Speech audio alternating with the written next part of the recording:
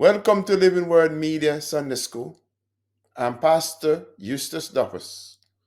If this lesson blessed you, please like, share, and subscribe to Living Word Media. Tell a friend to tell a friend about Living Word Media. Thanks for joining us. Stay rooted and walk good. God's dwelling on high. Psalm chapter 113 verses 1 to 9. Today's lesson asks an important question. How can God be higher than heaven and still care about what's happening in our lives? Psalm chapter 113 teaches us that God's greatness is not just seen in where he lives, but in how he loves, helps, and lifts people who seem overlooked. Psalm chapter 113 belongs to a special group of psalms known as the Hallel Psalms, Psalms 113 to 118. These psalms were sung by Israel during their greatest moments of remembrance and celebration, especially at Passover. Passover was not just a holiday, it was a testimony service. It reminded the people that God delivered them from slavery in Egypt when they were powerless, oppressed, and forgotten by the world. By the time this psalm was used in worship, Israel was no longer in Egypt, but they never forgot where God brought them from. They remembered that they were once a people with no status, no voice, and no strength of their own. Psalm chapter 113 was sung to remind every generation that the same God who lifted them out of slavery still reigns over the nations. This psalm also reflects a culture where social status mattered deeply. The poor, the barren, and the overlooked were often treated as invisible. Yet Psalm chapter 113 boldly declares that Israel's God is not impressed by rank, power, or position. Unlike earthly kings, who sit high and ignore the low, the God of Israel rules from heaven and still bends down to help the least. So when Israel sang Psalm chapter 113, they were not just praising God for who he is, they were testifying to what he does. They were declaring that God's greatness is proven by his compassion, not his distance. With that history in mind, the psalm does not begin with explanation, it begins with a command.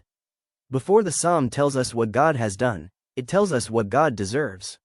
That leads us directly to verse 1, where the people of God are called to respond. Praise ye the Lord. Praise, O ye servants of the Lord, praise the name of the Lord. Psalm chapter 113 verse 1, KJV. Psalm chapter 113 verse 1, KJV, praise ye the Lord. Praise, O ye servants of the Lord, praise the name of the Lord. Praise ye the Lord. The word, praise, means to boast in, celebrate, or lift up with joy.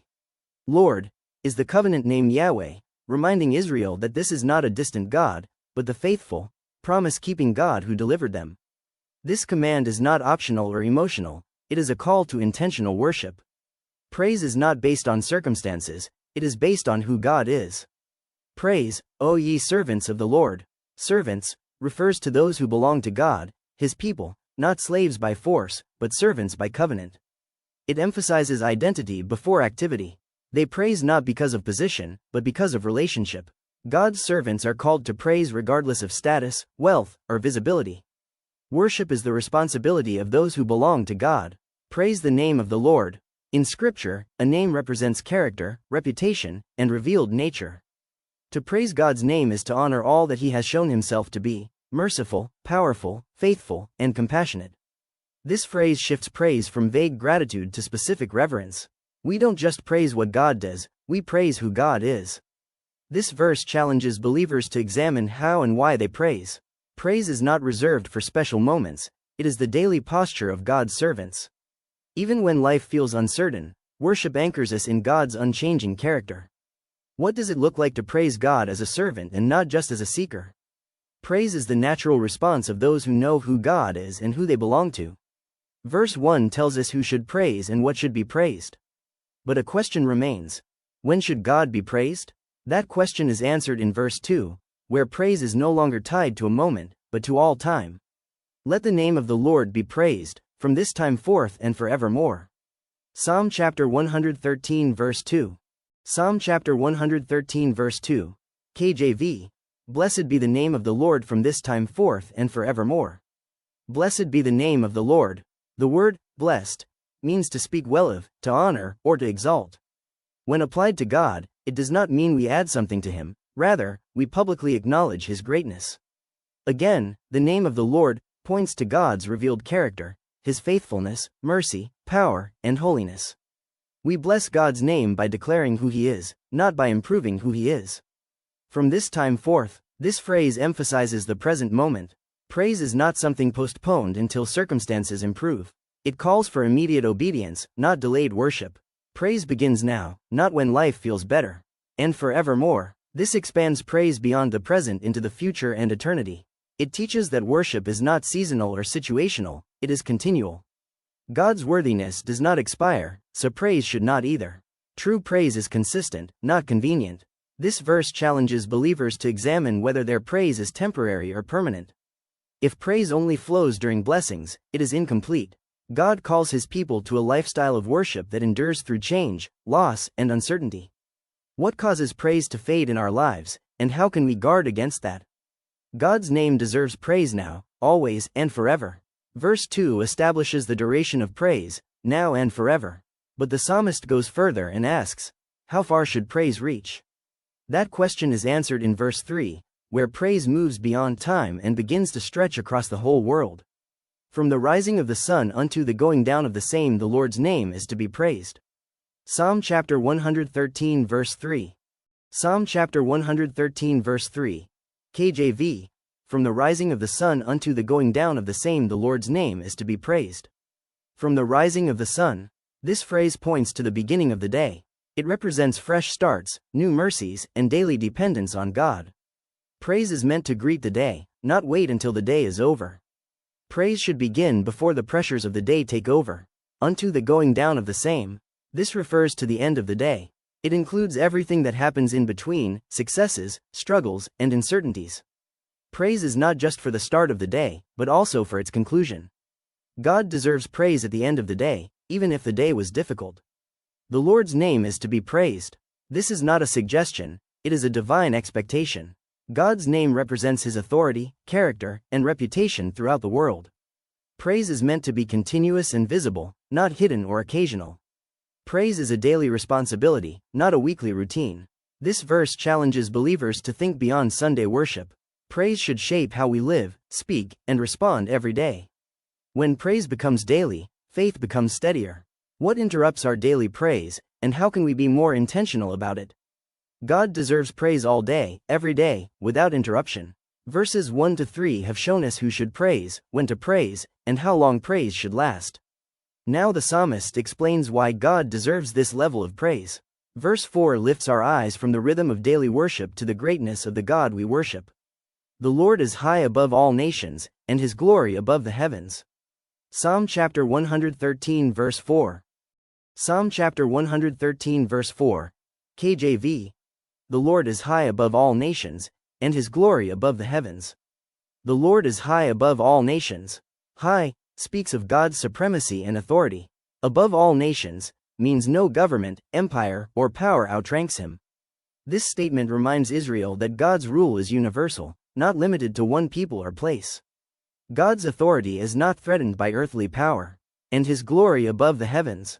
Glory refers to the visible display of God's greatness, majesty, and holiness. Above the heavens means God's splendor surpasses even the highest and most awe-inspiring parts of creation. The heavens may declare God's glory, but they cannot contain it. Creation reflects God's glory, but it does not define it. This verse helps believers place life's problems in perspective. When nations seem unstable and the world feels uncertain, God remains exalted and unshaken. Trust grows when we remember that God reigns above everything that worries us. How does remembering God's position above the nations affect our response to fear or uncertainty? God reigns above every power, and His glory exceeds all creation. Verse 4 lifts our eyes upward to see how high God is. But that raises a powerful question. If God is so high and so glorious, who can even compare to Him? That question is answered in verse 5, where the psalmist invites us to consider God's uniqueness and unmatched greatness. Who is like unto the Lord our God, who dwelleth on high? Psalm chapter 113 verse 5. Psalm chapter 113 verse 5. KJV. Who is like unto the Lord our God, who dwelleth on high? Who is like unto the Lord our God? This is a rhetorical question, not seeking information but declaring truth. The expected answer is no one. It emphasizes God's uniqueness, incomparability, and supremacy. Israel's God is not one among many, He stands alone.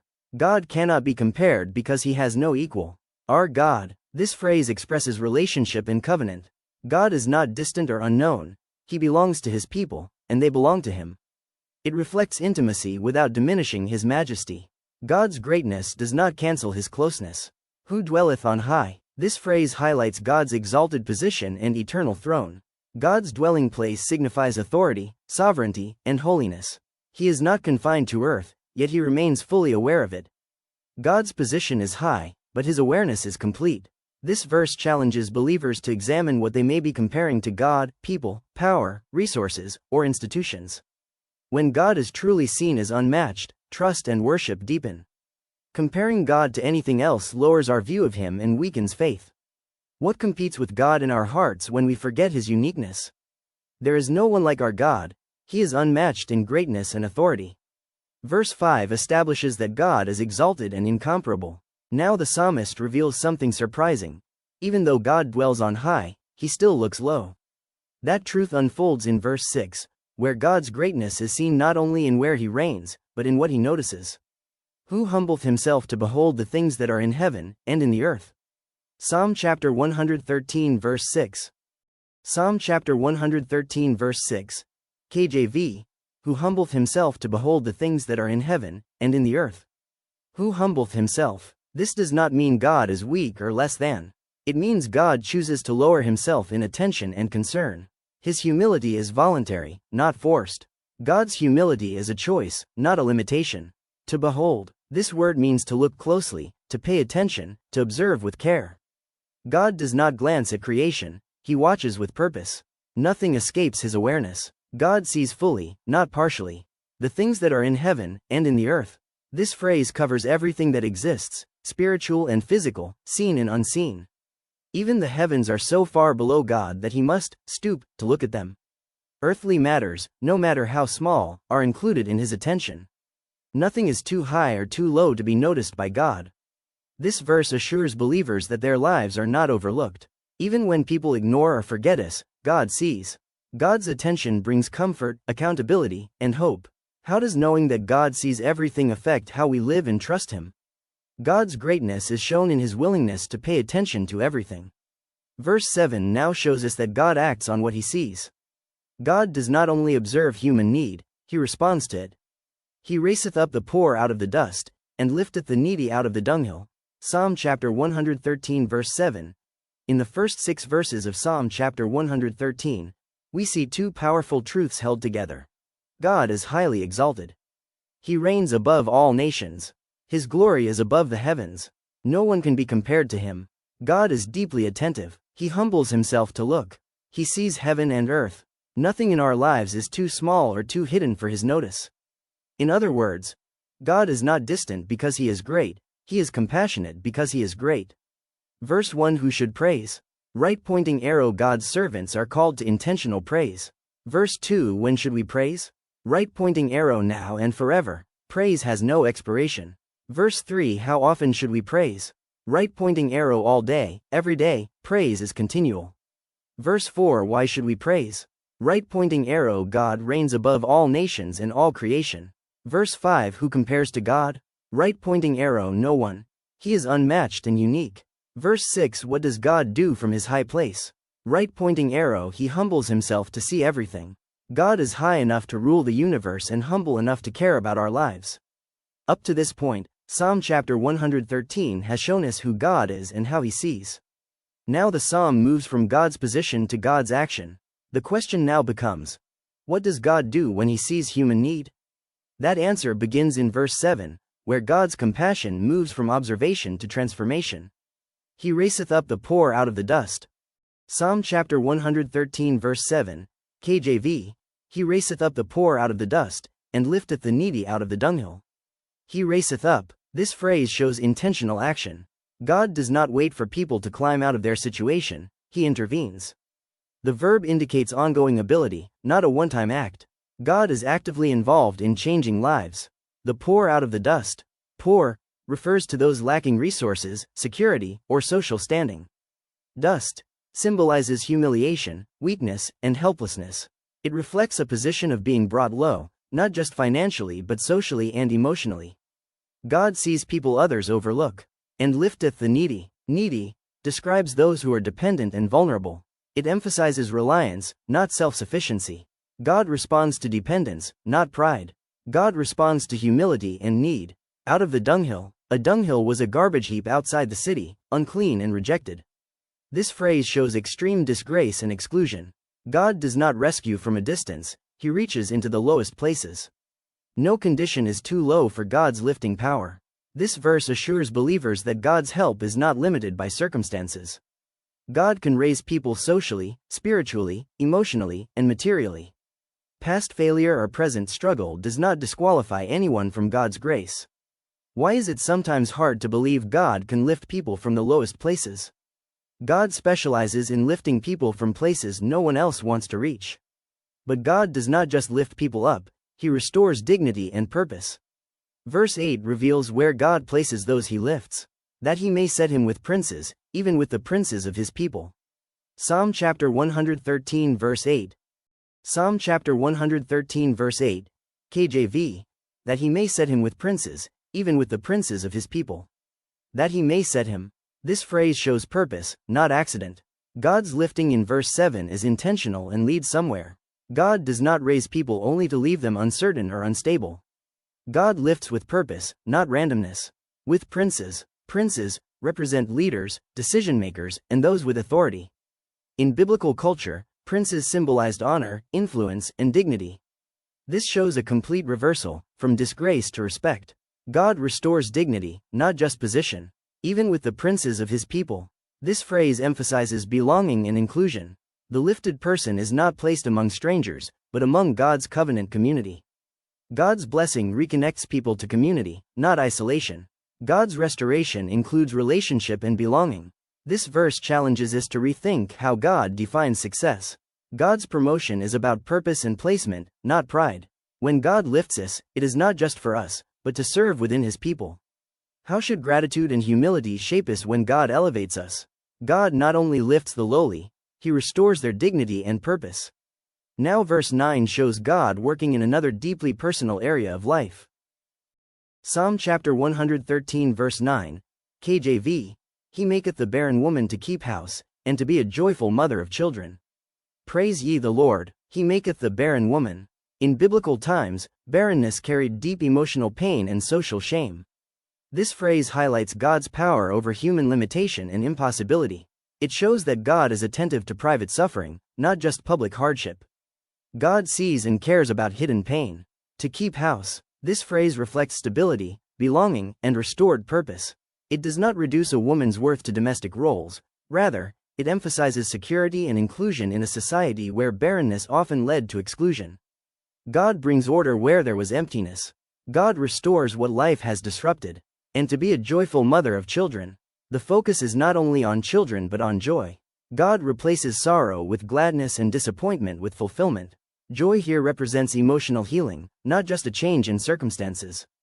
God's blessings bring joy, not just results. Praise ye the Lord. The psalm ends exactly where it began, with praise. This closing command reminds us that God's compassion and power deserve worship. Praise becomes the final response to all that God has revealed. Praise is the proper response to God's transforming work. This verse assures believers that God is present in deeply personal struggles. While God's blessings may not look the same for everyone, his care and purpose are certain. God's timing and methods may differ, but his compassion does not.